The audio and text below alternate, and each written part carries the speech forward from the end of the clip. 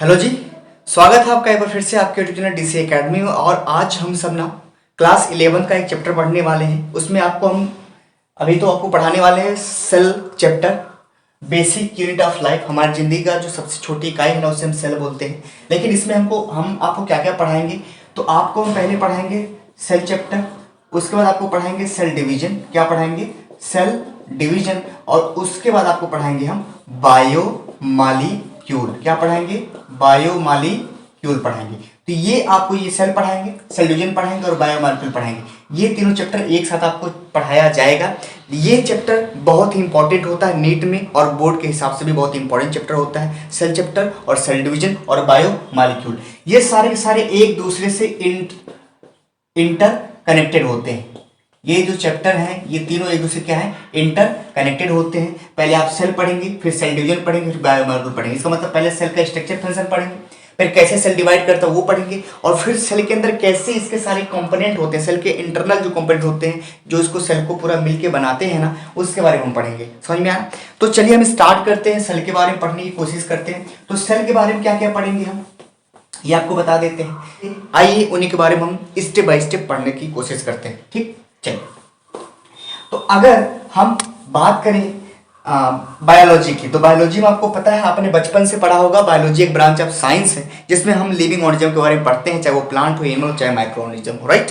तो इसमें हमें क्या पढ़ना है? बच्चों को कंफ्यूजन ये आती है, उनको एक बात बताई जाती है कि साइटोलॉजी क्या होती है। तो साइटोलॉजी तो सबको पता होता है कि साइटोलॉजी क्या है। तो बोलेंगे study about cell, study about cell इन्होंने साइटोलॉजी। लेकिन सेल का क्या क्या पढ़ते हैं? तो साइटोलॉजी में हम प्लांट सेल और एनिमल सेल पढ़ते हैं। क्या पढ़ते हैं? प्लांट सेल और एनिमल सेल पढ़ते हैं। ये एनिमल है, समझ लीजिए। तो इसमें प्लांट सेल, एनिमल सेल पढ़ते हैं। क्या उसके पढ़ते हैं? उसके स्ट्रक्चर और फंक्शन को पढ़ा जाता है। सिर्फ स्ट्रक्चर और फंक्शन के, जब हम प्लांट सेल और एनिमल सेल के स्ट्रक्चर और फंक्शन को पढ़ते हैं ना, उसे क्या बोलते हैं? साइटोलॉजी बोलते हैं। नहीं समझ में आया? फिर समझिएगा कि जब हम प्लांट सेल और एनिमल सेल के स्ट्रक्चर को और फंक्शन को सिर्फ पढ़ते हैं, उसके बारे में हिस्ट्री नहीं पढ़ते हैं, कैसे करता है कैसे नहीं करता है, तो उसे क्या बोलते हैं? साइटोलॉजी बोलते हैं।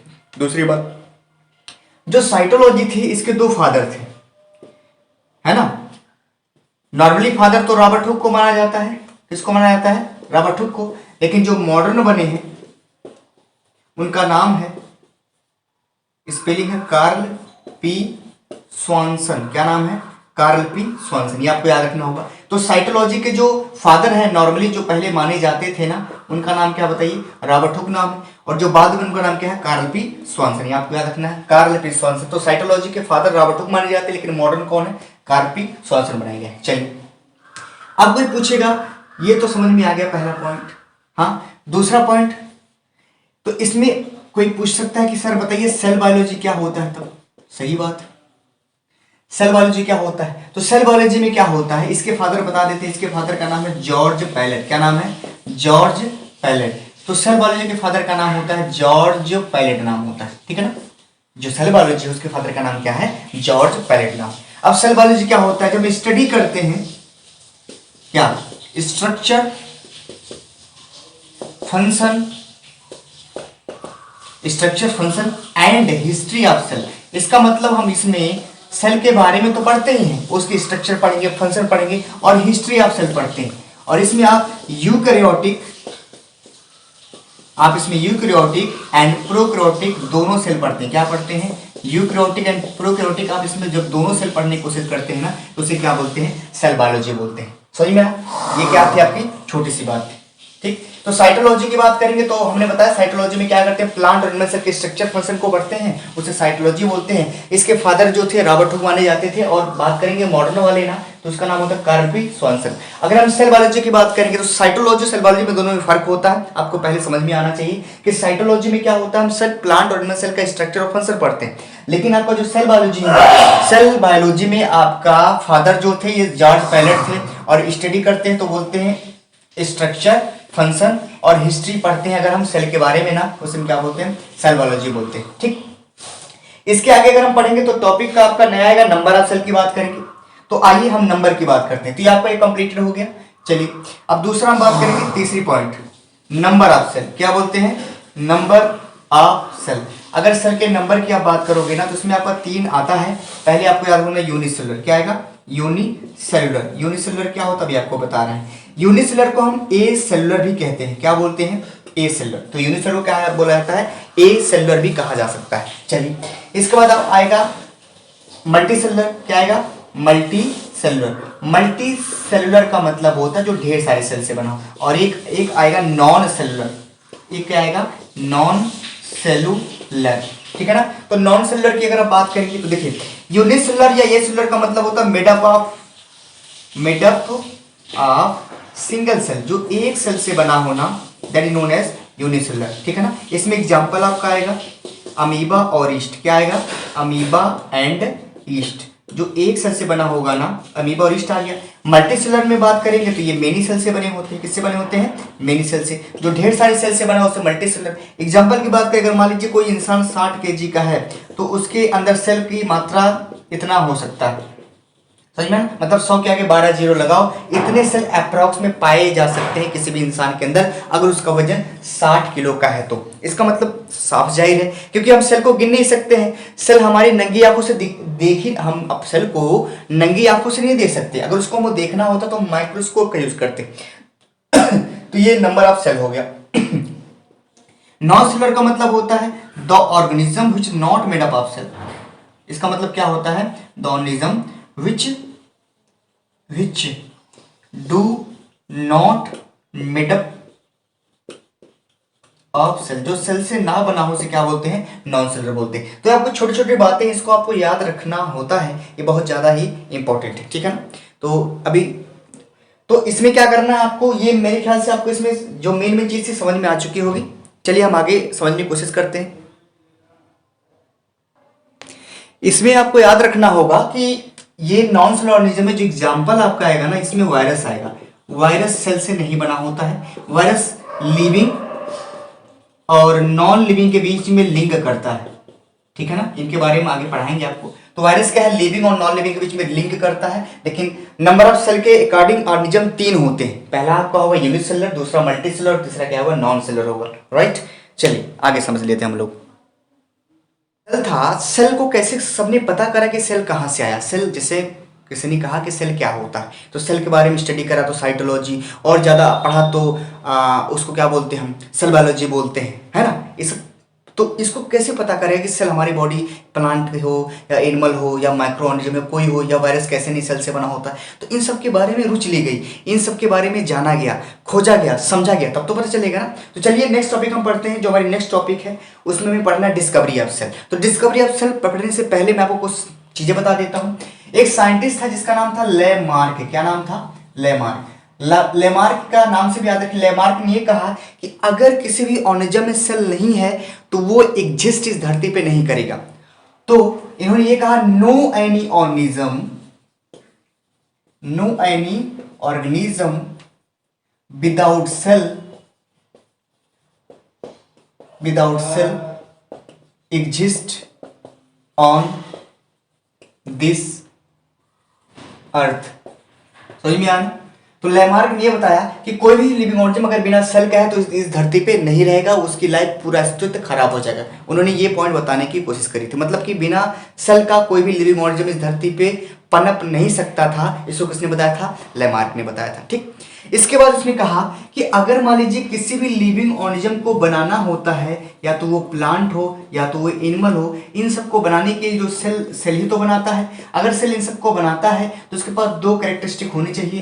पहला डिवीजन ऑफ लेबर होना चाहिए। क्या होना चाहिए? डिवीजन ऑफ लेबर होना चाहिए। क्या होना चाहिए? Division of labour. और दूसरा होना चाहिए उसके अंदर टोटीपोटेंसी। क्या होना चाहिए? टोटीपोटेंसी।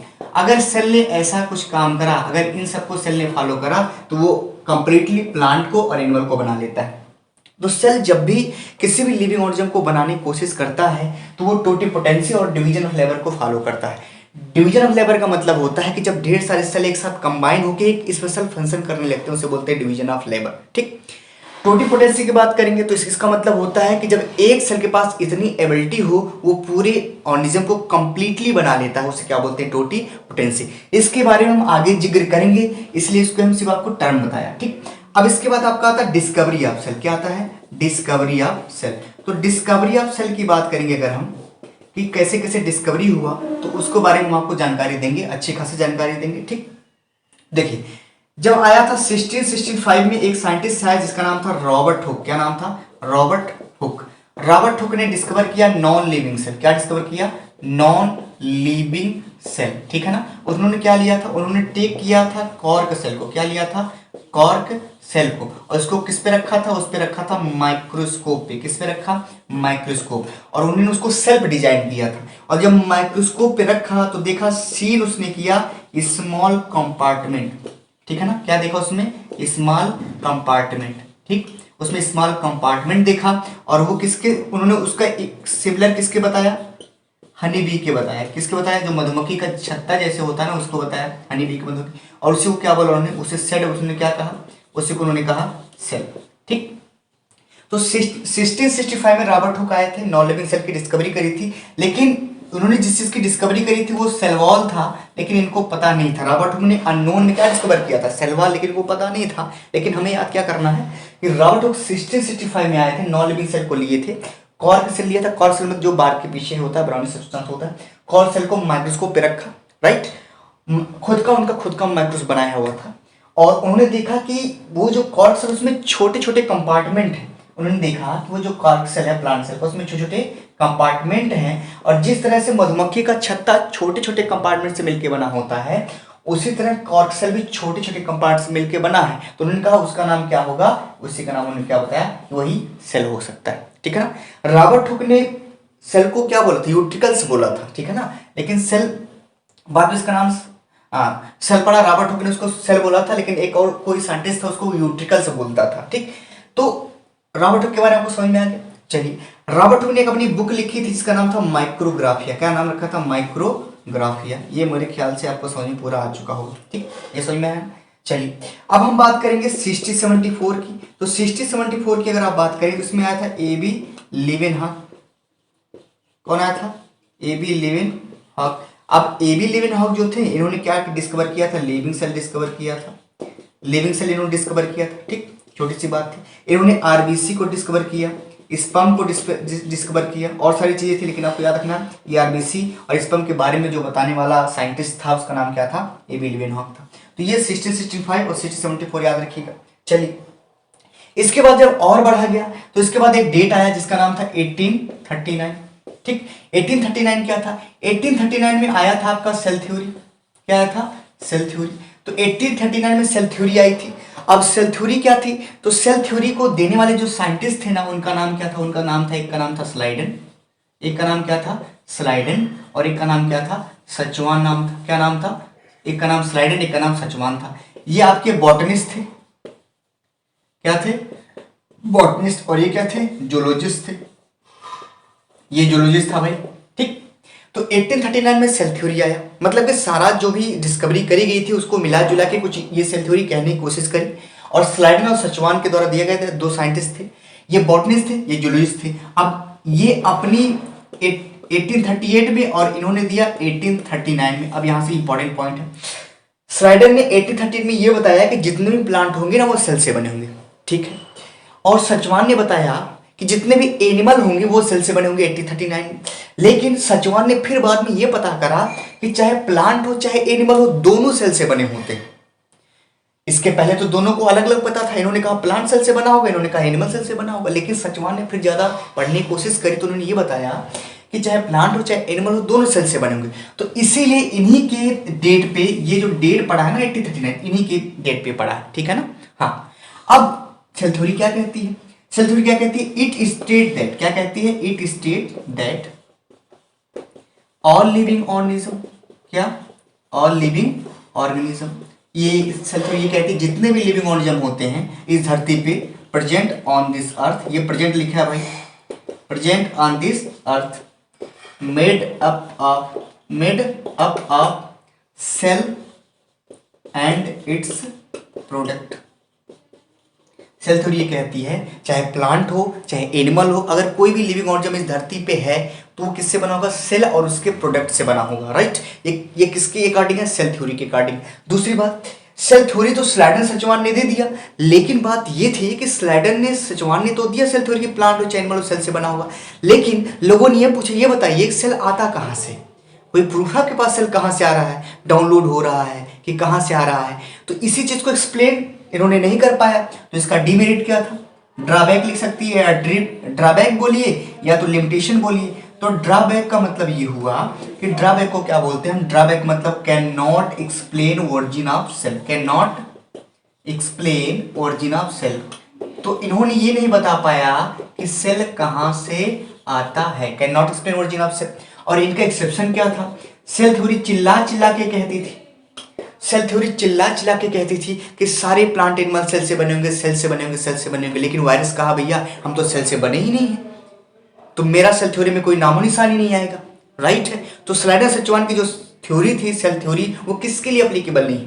वायरस के लिए, क्योंकि वायरस सेल से नहीं बना होता है, ये क्रिस्टल के फॉर्म में होता है। इसीलिए जितनी भी दवाएं होती हैं वायरस की जल्दी बन नहीं पाती हैं, क्योंकि इसके पास सेल ही नहीं है। और सारी दवाएं किस पे काम करती? सेल पे काम करती, ये दिक्कत आता है। ठीक, तो ये आपको मेरे ख्याल से समझ में आ चुका होगा, ये छोटी छोटी बातें थी। अब देखिए दूसरी बात, तो 8039 में सेल थ्योरी, अब इनका ड्रॉबैक ये था can not explain origin of cell.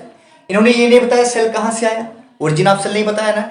तो 1839 में सेल थ्योरी आई और इनका ड्रॉबैक जो था can not explain origin of cell, इसी को बताने के लिए एक साइंटिस्ट आया 1855 में, और इसी को हम क्या करेंगे अभी आगे पढ़ेंगे। तो 1855 में एक साइंटिस्ट आया जिसने क्या बताया कि कैसे जो सेल होता है वो ओरिजिन होता है। ठीक, तो चलिए हम उसी को आगे समझ लेते हैं। अब देखिए, अब आपको समझना है कि जो सेल थ्योरी, एक बार हम आपको फिर से बताते हैं कि जो सेल थ्योरी दी गई थी, है ना, आपको पता होगा सेल थ्योरी किसने दिया था? 1839 में आई थी। चलिए आई थी, सही बात है। इसको दिया गया था स्लाइडर और सचवान ने, स्लाइडर एंड सचवान ने, है ना। ये बॉटनिस्ट थे, ये जूलॉजिस्ट थे। इनका नाम था माल्थस स्लाइडन, इसका नाम था थियोडर सचवान, फुल फॉर्म है। तो इनका जो ड्रॉबैक था ना, और एक्सेप्शन भी था। तो ड्रॉबैक जो था, can not explain origin of cell, can not explain origin of cell. इन्होंने ये नहीं बताया कि सेल कैसे आता है, राइट। और इसका एक्सेप्शन क्या था? सेल थ्योरी को फॉलो कौन नहीं करता बताइए? वायरस फॉलो नहीं करता, एक्सेप्शन है। अब इन्होंने कैन नॉट एक्सप्लेन ओरिजिन, इन्होंने सेल कहां से आता नहीं बता पाया, तो इसी को बताने के लिए सेल थ्योरी को रीडिफाइन किया गया, सेल थ्योरी रीडिफाइंड, ठीक है ना। तो सेल थ्योरी को क्या किया गया? रीडिफाइन किया गया। किसके द्वारा? रुडॉल्फ बर्को के द्वारा। किसके द्वारा? रुडॉल्फ बर्को ने इसको रीडिफाइन किया। कब? 1855 में, 1855 में सेल थ्योरी रीडिफाइन की गई रुडॉल्फ बर्को के द्वारा 1855 में। और उन्होंने एक स्टेटमेंट दिया अपना खुद का। क्या दिया? स्टेटमेंट। इन्होंने बताने की कोशिश करी। क्या बताया? कि ओमनी सेलुला ई सेलुला, ये नाम दिया गया। ये लाइन आपको हमेशा याद रखना है।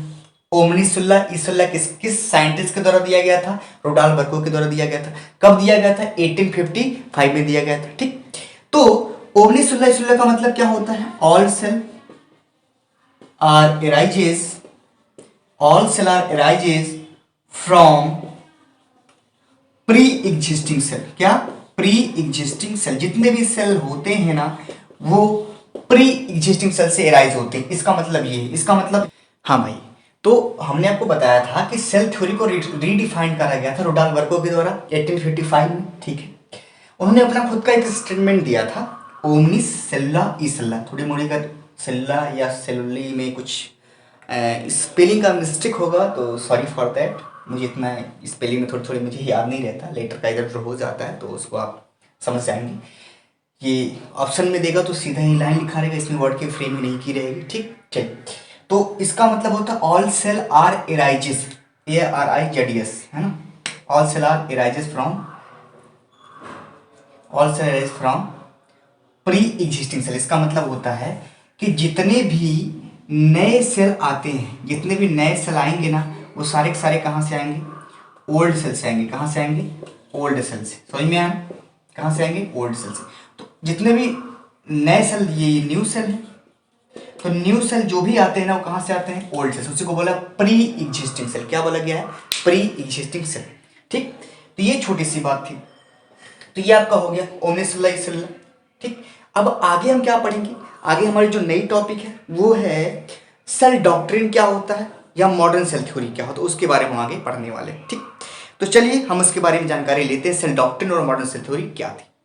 हाँ भाई, तो हमको ये बताना था आपको कि ये जो सेल डॉक्ट्रिन होता है या मॉडर्न सेल थ्योरी होता है, इसी के बारे में हमको जानकारी लेनी है। ठीक, तो सेल डॉक्ट्रिन और मॉडर्न सेल थ्योरी क्या थी। तो सेल डॉक्ट्रिन और मॉडर्न सेल थ्योरी ने ये बताया कि all plant and animal cell made up of cell, made up of cell, ठीक है ना। उनके अंदर क्या होगा, सेल कंटेन प्रोटोप्लाज्म, ठीक, cell have division of labour, cell के पास डिवीजन ऑफ लेबर होगा। फिर cell have totipotency, cell have totipotency, ठीक। Next, all cell arises from pre existing cell, जितने भी सारे सेल होंगे ना वो कहाँ से राइज होंगे, प्री एग्जिस्टिंग सेल से आएंगे, मतलब नए सेल पुराने सेल से बनते हैं। तो ये किसका, ये सेल डॉक्ट्रिन और मॉडर्न सेल थ्योरी के अकॉर्डिंग था कि प्लांट हो या तो एनिमल सेल हो, सारे सेल से बने होंगे, प्लांट हो या एनिमल हो किससे बने होंगे, सेल से बने होंगे। सेल के पास क्या होगा, प्रोटोप्लाज्म होगा, सेल के पास क्या होगा, डिवीजन ऑफ लेबर होगा, सेल के पास क्या होगा, टोटीपोटेंसी होगा, और all cell arise from pre existing cell, जितने भी नए सेल आएंगे किससे बने होंगे, पुराने सेल से बनेंगे। ठीक, छोटी सी बात थी। ये एनिमल होगा, प्लांट्स एंड एनिमल, ठीक। अब इसके बाद ये जो टॉपिक खत्म होगा, इसके बाद आपका आएगा स्मॉलेस्ट और लार्जेस्ट सेल। क्या पढ़ेंगे, स्मॉलेस्ट vs लार्जेस्ट सेल। इसमें ज़्यादा आपको नहीं याद करना है, इसमें आपको मेनली याद करना जो मैं आपको बता रहा हूँ। स्मॉलेस्ट सेल का नाम क्या होगा बताइए, स्मॉलेस्ट सेल का नाम होगा, जो पूरे वर्ल्ड में स्मॉलेस्ट सेल माना जाता है ना, उसका नाम होता है माइकोप्लाज्मा। क्या माना था, माइकोप्लाज्मा बोल दीजिए, या तो आप उसका नाम बोल देंगे PPLO। और PPLO का फुल फॉर्म होता है, देख लीजिएगा, प्ल्यूरो, क्या होता है, pleuropneumonia like organism, pleuropneumonia like organism, ये किसका है, PPLO का फुल फॉर्म है, इसको भी आपको याद रखना है। ठीक, अगर आप लार्जेस्ट सेल की बात करेंगे तो लार्जेस्ट जो सेल होता है उसका नाम होता है ऑस्ट्रिच यग। ऑस्ट्रिच यग जो है उसके अंदर लार्जेस्ट सेल पाया जाता है। ठीक, छोटी सी बात रही। इसके बाद अगर आप ह्यूमन में आ जाएंगे, किसमें, ह्यूमन में, तो ह्यूमन के अंदर आपको स्मॉलेस्ट सेल का नाम क्या मिलेगा, स्मॉलेस्ट सेल। तो ह्यूमन में स्मॉलेस्ट सेल क्या है, RBC, कुछ लोग RBC कहते हैं, कुछ स्पर्म कहते हैं वैल्यूम के फॉर्म में, और कुछ ग्रेनुलर सेल कहते हैं, लेकिन RBC स्पर्म की बात करेंगे। इसमें लार्जेस्ट सेल का नाम क्या होगा बताइए, ह्यूमन में लार्जेस्ट सेल का नाम क्या है बताइए, ओवम है। ठीक, और लॉन्गेस्ट सेल का नाम क्या है, ह्यूमन में लॉन्गेस्ट सेल का नाम क्या है भाई, न्यूरॉन है। ठीक, तो ये छोटी सी बात थी, आपको समझ में आनी चाहिए कि स्मॉलेस्ट और लार्जेस्ट सेल की हम बात करेंगे तो स्मॉलेस्ट सेल का नाम है माइकोप्लाज्मा, या जिसको हम PPLO कहते हैं। PPLO का फुल फॉर्म होता है प्ल्यूरो निमोनिया लाइक ऑर्गेनिज्म, और लार्जेस्ट सेल का नाम होता है ऑस्ट्रिच यग, और ह्यूमन में स्मॉलेस्ट सेल का नाम RBC स्पर्म, लार्जेस्ट सेल का नाम ओवम, और लॉन्गेस्ट सेल का नाम क्या होता है, न्यूरॉन होता है। ठीक, अगर हम मान लीजिए और आगे चलते हैं, अगर मान लीजिए हम और आगे पढ़ने की कोशिश करते हैं, ठीक, तो अगर हम और आगे जानने की कोशिश करते हैं तो ये तो आपको समझ में आ चुका हो, ये आपको इतना याद रखना है। इसके बाद नेक्स्ट टॉपिक हमारी क्या है, साइज की बात करेंगे। ठीक, साइज सबका देख लेते हैं। साइज की बात करेंगे तो जो आपका बैक्टीरिया होता है 1 से 2 माइक्रोमीटर होता है। ठीक, जो PPLO होता है 0.1 माइक्रोमीटर होता है, जो वायरस होता है 0.02 से 0.2 माइक्रोमीटर होता है। ठीक, याद रखिएगा। जो प्रोकैरियोटिक सेल होता है, प्रोकैरियोटिक सेल वो 10 माइक्रोमीटर तक का हो सकता है। ठीक, और जो यूकैरियोटिक सेल होता है, ये आपको अच्छे से याद रहना चाहिए, यूकैरियोटिक सेल वो आपका 10 से 100 माइक्रोमीटर के बीच में हो सकता है। ठीक, तो ये जो आपके ये सारे के सारे पैटर्न जो है एनसीईआरटी के अकॉर्डिंग है, इसको आप लिख लेंगे। ठीक है ना, एनसीईआरटी के अकॉर्डिंग आपको याद रखना होता है कि बैक्टीरिया 1 से 2 माइक्रोमीटर का होता है। ठीक, फिर केलो आपका 0.1 माइक्रोमीटर का होता है, वायरस 0.02 से 0.2 माइक्रोमीटर का, प्रोकैरियोटिक सेल 10 माइक्रोमीटर का, और यूकैरियोटिक सेल क्या होता है 10 से 100 माइक्रोमीटर तक हो सकता है। ठीक, जो सेल की साइज होती है, सेल की साइज इसको हम मेजर करते हैं माइक्रोन में। किसमें मेजर करते हैं? माइक्रोन में। इसको डिनोट किया जाता है ऐसे। ठीक, माइक्रोन में सेल की साइज माइक्रोन में मेजर करी जाती है, इसलिए ऐसे लिखी गई है। ठीक, ये रही आपकी छोटी सी बात, ये आपको याद रखना चाहिए। अब अगर हम अलग टॉपिक की बात करेंगे तो ये मैंने देखिए अब सारा टॉपिक आपको बताया, स्मॉल स्टार्ट से बता दिया, सेप बता दिया, वायरस का। अब इसमें हम चलते हैं, हमें थोड़ी सी और आगे बात करने की ज़रूरत है, हमें आगे समझने की ज़रूरत है कि एक टॉपिक और नया आपका आ रहा है, कौन सा? साइज ऑफ बैक्टीरिया, तो बता दिया। अब हम समझेंगे प्रोकैरियोटिक सेल के बारे में। प्रोकैरियोटिक सेल क्या होता है उसके बारे में अध्ययन करने की कोशिश करते हैं। ठीक है, प्रोकैरियोटिक सेल ज़्यादा आपको पढ़ना है, यूकैरियोटिक तो आपको पता है। ठीक, तो चलिए अगर हम प्रोकैरियोटिक सेल की बात करेंगे तो नेचर की बात अगर हम करेंगे, नेचर की बात, अगर किसी का हम नेचर की बात करते हैं किसी भी सेल की, तो इसमें आपको क्या समझना होता है कि नेचर में आपको ये बताया जाएगा कि प्रोकैरियोटिक और यूकैरियोटिक सेल कैसे होते हैं। ठीक, चलिए जैसे मान लीजिए मैं बात करूंगा, अगर मैं आपसे बात करूं कि प्रोकैरियोटिक सेल की, ठीक, तो नेचर की बात है तो ये प्रोकैरियोटिक सेल होगा। ठीक, और ये आपका यूकैरियोटिक सेल होगा। समझ लेते हैं इकट्ठे, और यूकैरियोटिक सेल के बारे में तो हम पढ़ेंगे अच्छे से। ठीक, ये प्रोकैरियोटिक सेल है और ये आपका यूकैरियोटिक सेल। छोटी छोटी बातें इनके बारे में जानकारी लेते हैं, स्टेप बाय स्टेप समझने की कोशिश करते हैं। अब प्रोकैरियोटिक सेल का मतलब मान लीजिए कोई ये सेल हो और मान लीजिए यहाँ कोई ये सेल हो, तो कैसे पता करेंगे ये प्रोकैरियोटिक है यूकैरियोटिक है? तो जो प्रोकैरियोटिक सेल होगा ना उसके अंदर जेनेटिक मटेरियल होता है। ये क्या है भाई? ये जेनेटिक मटेरियल है। ठीक है, इसके अंदर भी होगा, ये भी समझ लीजिए जेनेटिक मटेरियल है। इसका जेनेटिक मटेरियल ये और इसका जेनेटिक मटेरियल, दोनों को जेनेटिक मटेरियल कह सकते हैं। उसी को हम न्यूक्लियर मटेरियल भी कहते हैं, लेकिन वो दिक्कत है जेनेटिक मटेरियल में आपका आरएनए आता है तो डीएनए आता है। तो प्रोकैरियोटिक सेल जो होता है उसका जेनेटिक मटेरियल सराउंड नहीं होता।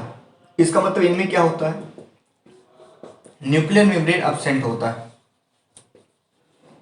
जो आपका प्रोकैरियोटिक सेल है उसके अंदर न्यूक्लियर मेम्ब्रेन क्या होता है? एब्सेंट होता है। इसका मतलब होता है एब्सेंट। यहाँ देखिए कुछ नहीं प्रेजेंट, मतलब इनके जेनेटिक मटेरियल क्या होता है? नंगा होता है, उसको कोई कवरिंग नहीं करता। लेकिन जो यूकैरियोटिक सेल होता है ना इसके ऊपर क्या होता है? न्यूक्लियर मेम्ब्रेन प्रेजेंट होता है। तो बोलेंगे न्यूक्लियर मेम्ब्रेन प्रेजेंट। ठीक, ये तो छोटी सी बात थी। ठीक, तो बोलेंगे एक ऐसा सेल जिसका जेनेटिक मटेरियल तो हो लेकिन उसके ऊपर न्यूक्लियर मेम्ब्रेन ना हो, उसे क्या बोलेंगे भाई? उसे हम क्या बोल सकते हैं? उसे हम बोल सकते हैं कि वो प्रोकैरियोटिक सेल है। और बोलेंगे एक ऐसा सेल जिसका जेनेटिक मटेरियल भी हो और न्यूक्लियर मेम्ब्रेन भी हो, उसे क्या बोलेंगे? यूकैरियोटिक सेल बोलेंगे। दूसरा, प्रोकैरियोटिक जो सेल होते हैं ये प्रिमिटिव सेल होते हैं। इनका जो न्यूक्लियस होता है क्या प्रिमिटिव नेचर का होता है, प्रिमिटिव सेल होते हैं। ये क्या होते हैं? एडवांस सेल होते हैं। इसमें सब कुछ वेल डेवलप्ड होता है। ये क्या होते हैं? एडवांस सेल होते हैं। दूसरी बात, एडवांस सेल हो गया। तीसरी बात, इनका जो राइबोसोम होगा क्या होगा? राइबोसोम। इनका जो राइबोसोम होगा 70S होगा। इनके अंदर जो राइबोसोम होगा, अब राइबोसोम को हम अलग से आपको पढ़ाएंगे, दिक्कत मत लीजिएगा। राइबोसोम इनका क्या होगा? 70S एंड 80S दोनों पाया जाता है। और 80S किसमें पाया जाएगा? इसमें सॉरी, ये 70S किसमें पाया जाएगा? ये 70S पाया जाएगा माइटोकॉन्ड्रिया और साइटोप्लाज्म में, क्लोरोप्लास्ट में। तो 70S जो राइबोसोम होता है ये माइटोकॉन्ड्रिया और किसमें पाया जाता है? क्लोरोप्लास्ट में पाया जाता है। ये आप याद रखेंगे, माइटोकॉन्ड्रिया और क्लोरोप्लास्ट में 70S पाया जाता है। ये क्वेश्चन बहुत ही इंपॉर्टेंट है। राइबोसोम इसमें 70S होगा, लेकिन यूकैरियोटिक में 70S और 80S दोनों राइबोसोम पाया जाता है। राइबोसोम के बारे में अलग से पढ़ेंगे। ठीक, इनके अंदर membrane bound cell organelle absent होते हैं। मेम्ब्रेन बाउंड का मतलब होता है इनके ऊपर मेम्ब्रेन हो। मेम्ब्रेन बाउंड सेल ऑर्गेनेल क्या होंगे? इनके अंदर क्या होते हैं? एब्सेंट होते हैं। लेकिन इनके अंदर क्या होंगे? Membrane bound cell organelle present होते हैं। मेम्ब्रेन बाउंड सेल ऑर्गेनेल क्या होते हैं? इसमें प्रेजेंट होते हैं। Membrane bound cell organelle present होंगे। ठीक, ये छोटी सी बात है। चलिए, इनके अंदर हिस्टोन क्या होगा? एब्सेंट होता है, जिसके जगह पे क्या प्रेजेंट होता है? पॉलीमाइन प्रेजेंट होता है। मतलब कि इनके अंदर हिस्टोन एब्सेंट होता है। हिस्टोन का मतलब होता है जो डीएनए को बांधने का काम करता है। डीएनए को बांधने वाला जो शख्स है ना, उसे क्या बोलते हैं? हिस्टोन। कॉइलिंग करने वाला, डीएनए लंबा होता है। तो पॉलीमर मतलब इसके इसके इसका ऐसा काम प्रोकैरियोटिक में बांधने का काम करता है पॉलीमर, याद रखेंगे। इसमें क्या होगा बताइए? इसमें आपका हिस्टोन प्रेजेंट होगा, हिस्टोन इनके अंदर क्या होगा? प्रेजेंट होगा। दूसरी बात इसमें क्या होगा बताइए? इसमें एक और एग्जांपल हम लिख सकते हैं, प्रिमिटिव न्यूक्लियस हो गया, राइबोसोम हो गया, मेम्ब्रेन बॉक्स हो गया। इसमें क्या होगा? साइटोप्लाज्म, या हम लिख सकते हैं साइक्लोसिस। साइक्लोसिस, साइक्लोसिस बोलेंगे ना, साइक्लोसिस ऑफ साइटोप्लाज्म। इसमें क्या होगा? एब्सेंट होगा। इसका मतलब इनमें साइटोप्लाज्म मूवमेंट नहीं करता है। इसमें साइक्लोसिस प्रेजेंट होगा, मतलब साइक्लोसिस में होगा। दूसरा, इनमें जो ट्रांसक्रिप्शन होता है, ट्रांसक्रिप्शन एंड ट्रांसलेशन, तो इनमें जो ट्रांसक्रिप्शन और ट्रांसलेशन होता है present in cytoplasm, present in cytoplasm. तो इनमें जो ट्रांसक्रिप्शन और ट्रांसलेशन होता है साइटोप्लाज्म में प्रेजेंट होता है। इनमें इनका जो ट्रांसक्रिप्शन और ट्रांसलेशन होता है अलग अलग होता है। इनमें जो ट्रांसक्रिप्शन होता है, ट्रांसक्रिप्शन एंड ट्रांसलेशन, तो इनका जो ट्रांसक्रिप्शन और ट्रांसलेशन होता है ये आकर इन किसमें, ये इनका ज्यादातर किसमें होता है? न्यूक्लियस में होता है। ठीक है ना? अच्छा, कोई पूछेगा सर ट्रांसक्रिप्शन क्या होता है, ट्रांसलेशन क्या होता है? यहां देख लीजिए, अगर डीएनए से आपका आरएनए बन रहा है तो उसे बोलते हैं ट्रांसक्रिप्शन। क्या बोलते हैं? ट्रांसक्रिप्शन। और आरएनए से अगर प्रोटीन बन रहा है तो उसे क्या बोलते हैं? ट्रांसलेशन बोलते हैं। ठीक है ना? क्या बोलते हैं? ट्रांसलेशन। ये देख लीजिएगा। और अगर डीएनए से डीएनए बन रहा है तो उसे रेप्लिकेशन कहते हैं या डुप्लीकेशन कहते हैं। अगर डीएनए से डीएनए, छोटी सी बात थी, आपको याद रखना। ठीक, तो ये प्रोकैरियोटिक सेल और यूकैरियोटिक सेल में मैंने आपको बहुत सारे डिफरेंस बताया। ये छोटी छोटी बातें थी जिसमें आप कह सकते हैं प्रोकैरियोटिक सेल जो होता है ना, इसका जो जेनेटिक मटेरियल होता है न्यूक्लियर मेम्ब्रेन से कवर अप नहीं होता, इसका होता है। इसका प्रिमिटिव सेल होते हैं, इसका एडवांस सेल होते हैं, राइबोसोम 70s, इसमें दोनों होता है 70s और 80s। इनमें जो डीएनए को बांधने का काम करता है उसका नाम होता है हिस्टोन। उसके जगह पे ये हिस्टोन इसमें होगा नहीं, इसमें प्रेजेंट होगा, इसके जगह पे पॉलीमर प्रेजेंट होगा। मेम्ब्रेन बॉक्स सेल इसमें एब्सेंट होता है, इसमें प्रेजेंट होता है। साइटोप्लाज्म का स्ट्रीमिंग मूवमेंट यहाँ नहीं होता, यहाँ होता है। और ट्रांसक्रिप्शन और ट्रांसलेशन अगर होगा ना तो प्रोकैरियोटिक सेल में उनके साइटोप्लाज्म में होता है, यहाँ क्या होता है? मेनली न्यूक्लियस में होता है। ठीक, छोटी सी बात थी। अब ये तो आप ये स्क्रीनशॉट ले लीजिए, आप इसको पूरा लिख लीजिएगा। इसके बाद इसका हमें एग्जाम्पल याद रखना होता है, किसका? प्रोकैरियोटिक का। जिसको मैं मिटा देता हूँ स्क्रीनशॉट ले लीजिए पूरा। हाँ, फटाफट ले लीजिए, फटाफट ले लीजिए। चलिए, तो इसमें क्या होता है कि अगर प्रोकैरियोटिक सेल के एग्जाम्पल की बात करें, एग्जाम्पल की आपको याद रखना होता है एग्जाम्पल। इसमें आएगा आपका बैक्टीरिया आएगा, साइनोबैक्टीरिया आएगा, इसी को ब्लू ग्रीन अलगा बोलते हैं। ठीक, आर्ची बैक्टीरिया आएगा, माइकोप्लाज्मा आएगा, एक्टिनोमाइसिटीज आएगा। ये सारे के सारे किसमें आते हैं? इसमें आते हैं। और आएगा रेकेटिसिया आएगा, क्लेमिडिया आएगा। ये सारे के सारे जितने आपको दिख रहे हैं ना, ये सारे सारे प्रोकैरियोटिक सेल के एग्जांपल, इनको आपको याद रखना होगा। इसमें क्या आपका आएगा? इसमें आपको पता है ना, प्लांट्स एनिमल्स आएंगे, plants animals, protista and fungi. ये सारे के सारे क्या होते हैं? ये प्लांट्स एनिमल प्रोटिस्टा फंजाई, ये सारे के सारे किसके एग्जांपल हैं? यूकैरियोटिक सेल के एग्जांपल है। इसका मतलब ये सारे जो भी हैं, जो आरिस व्हिटेकर का नाम आपने सुना होगा, कि आपको मैं छोटी सी बात बता देता हूँ यहाँ, ये आपने इसको स्क्रीनशॉट ले ही लिया होगा। इसमें क्या हुआ था आपको मैं बता दूं कि आर.एच. व्हिटेकर जी जो थे ना, इन्होंने 5 किंगडम को दिया था। ठीक, 5 किंगडम। पहला था मोनेरा, दूसरा था प्रोटिस्टा, ये था ना, मोनेरा था, प्रोटिस्टा था, और एक था फंजाई, उसके बाद था प्लांटी, और फिर था एनिमालिया। 5 ही थे, 5 kingdom classification given by R H. Whittaker. तो ये जो मोनेरा होता है ये प्रोकैरियोटिक नेचर का होता है, मतलब यही सिर्फ प्रोकैरियोटिक है। बाकी इसके बाद जितने भी लोग हैं ये सारे के सारे क्या होते हैं? यूकैरियोटिक के होते हैं। समझ में आया ना? तो मुनेरा से ये सारे के सारे क्या है, मुनेरंस हैं। तो प्रोकैरियोटिक सेल सिर्फ किसका होता है, मुनेरा का होता है। बाकी ये सारे जितने भी लोग हैं क्या होते हैं, यूकैरियोटिक सेल होते हैं, मतलब वेल डेवलप्ड होता है। समझ में आया? चलिए अब अगर हम आगे चलने की कोशिश करें तो हमें पढ़ना है बैक्टीरिया। क्या पढ़ना है, बैक्टीरिया। तो अगर हम बैक्टीरिया की बात करते हैं, किसकी बात करेंगे, बैक्टीरिया की, तो बैक्टीरिया का आपको शेप पढ़ना है। ठीक, तो अगर आप बैक्टीरिया की बात करेंगे तो आपको क्या करना है, बैक्टीरिया का शेप पढ़ना है। और बैक्टीरिया को हमने, अगर बैक्टीरिया के स्ट्रक्चर भी आपको पढ़ा देंगे, लेकिन पहले आपको हम पढ़ाते हैं शेप, क्योंकि इसमें भी बैक्टीरिया के स्ट्रक्चर पूछा गया है बार बार, तो आपको शेप हम पढ़ा देते हैं, जो जरूरी है मुझे लगता है। चलिए आइए, अगर हम बात करेंगे इसकी, तो अगर हम बात करेंगे बैक्टीरिया की, आप बात करते हैं, मतलब कि अब मैं आपको पूरा प्रोकैरियोटिक सेल ही पढ़ा रहा हूं।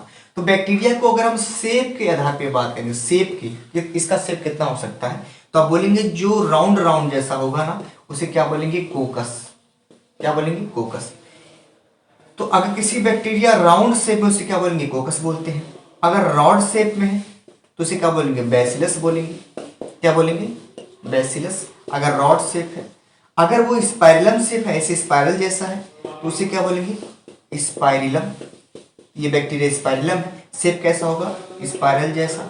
अगर वो कामा शेप है तो उसे क्या बोलते हैं, कामा मतलब होता है ऐसा स्ट्रक्चर, देख लीजिए ये कॉमा शेप है, तो कॉमा शेप को क्या बोलते हैं हम, विब्रियो बोलते हैं। क्या बोलते हैं, विब्रियो। समझ में? ये चार आपको याद रखना है, इंसेक्ट लिखा है, कोकस, बैसिलस, स्पाइरलम और विब्रियो, ये आपको याद रखना है, ये बैक्टीरिया का हो गया।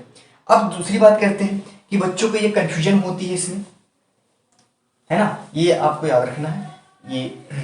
तो बच्चों को कंफ्यूजन होती है, ये अपने स्क्रीनशॉट ले लीजिएगा, मैं जल्दी मिटा दी। अब हमें पढ़ना है ग्राम पॉजिटिव बैक्टीरिया और ग्राम निगेटिव बैक्टीरिया, ठीक है ना। इसको बताने वाला जो साइंटिस्ट था उसका नाम था ग्राहम नाम था या ग्राम था, उनका कोई नाम था ग्राम, ठीक है ना।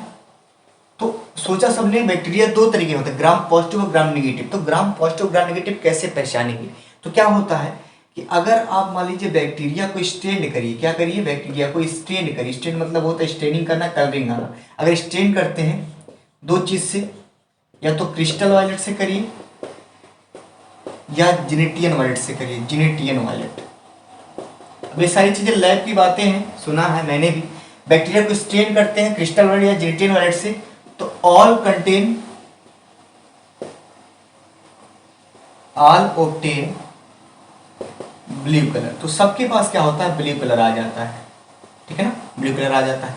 उसके बाद उसको हम ट्रीट करेंगे 0.5% आयोडीन सोल्यूशन से। किससे ट्रीट करेंगे, 0.5% आयोडीन सोल्यूशन। अगर आप ट्रीट करते हैं ना तो ये करिए, उसके बाद वास्ट करिए, उसके बाद उसको वास्ट करिए, उसको धुलिए, वास्ट बाई, ठीक, वास्ट बाई किससे किससे, यहाँ देख लीजिएगा, वास्ट बाई वाटर और अल्कोहल, इनसे आपको इनको वास्ट करना होगा।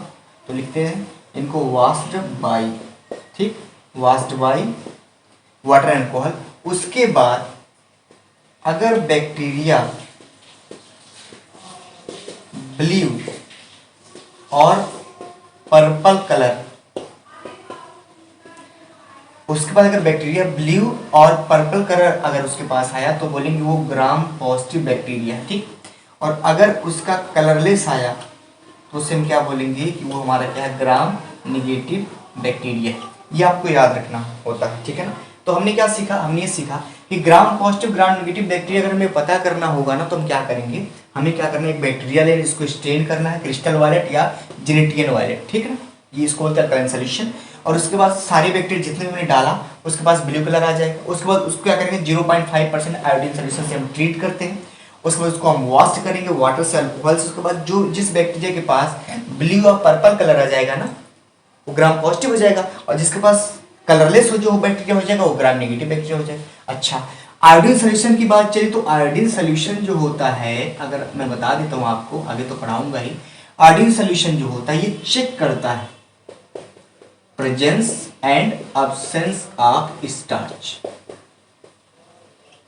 तो आयोडीन सोल्यूशन जो आपका है ये बताता है कि पत्तियों में स्टार्च प्रेजेंट है या नहीं है। अब कैसे बताता है, अगर स्टार्च पे आप आयोडीन सोल्यूशन को डालते हैं तो वो ब्लू और ब्लैक कलर देता है, और ब्लू ब्लैक कलर अगर दे रहा है तो इसका मतलब ये है कि उसमें क्या है, Bl,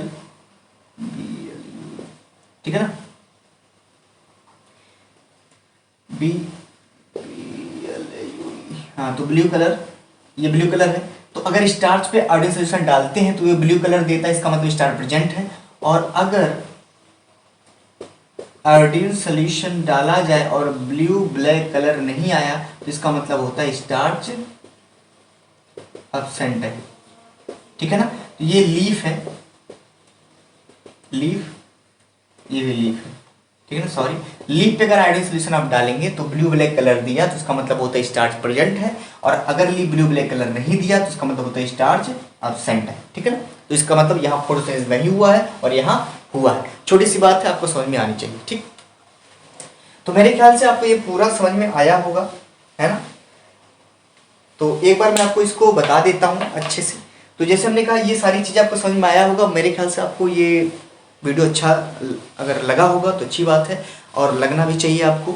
मेरी हमेशा ये कोशिश रहेगी आपको अच्छे में कंटेंट दूँ। तो चलिए एक बार हम उसका पूरा जितना पढ़ा था हम रिवाइज कर लेते हैं। Cytology, cell biology. साइटोलॉजी का मतलब होता है कि जब हम cell, plant cell, animal cell के स्ट्रक्चर और फंक्शन को पढ़ते हैं। सेल बायोलॉजी का मतलब होता है जब plant cell, animal cell, plant cell के स्ट्रक्चर को भी पढ़ा जाए लेकिन उसके साथ सेल पूरी हिस्ट्री पढ़ी जाए, प्रोटोप्रोटी उसे बोलते हैं सेल बायोलॉजी। साइटोलॉजी के जो फादर थे मेनली रॉबर्ट हुक को माना जाता है, और साइटोलॉजी का मॉडर्न उनका नाम कार्ल पी स्वानसन फादर है, और सेल बायोलॉजी के फादर है जॉर्ज पैलेट, ठीक। आगे करते हैं।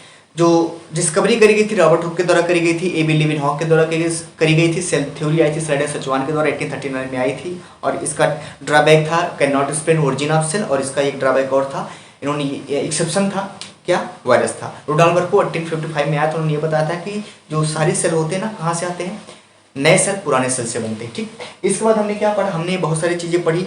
स्मॉलेस्ट सेल का नाम पढ़ा, लार्जेस्ट सेल का नाम पढ़ा, उसके बाद हमने पढ़ा gram positive gram negative bacteria. तो आपके सामने मैंने पढ़ाया, ठीक है। तो कल बोल रहा हूँ, फिर मिलते हैं एक नेक्स्ट लेक्चर में, और हम पढ़ेंगे वहाँ पे, हम उसमें क्या पढ़ेंगे आपको, हम रीजन ऑफ सेल पढ़ाएंगे, सेल मेम्ब्रेन पढ़ाएंगे, सेल वॉल पढ़ाएंगे, इतनी चीज़ें आपको पढ़ाएंगे। उसके बाद आपको पढ़ाएंगे पूरा स्टेप बाय स्टेप, हमको बताते रहेंगे आपको क्या क्या हम पढ़ाते जाएंगे। 3-4 लेक्चर में ये पूरा आपका सेल चैप्टर खत्म हो जाएगा। Thank you.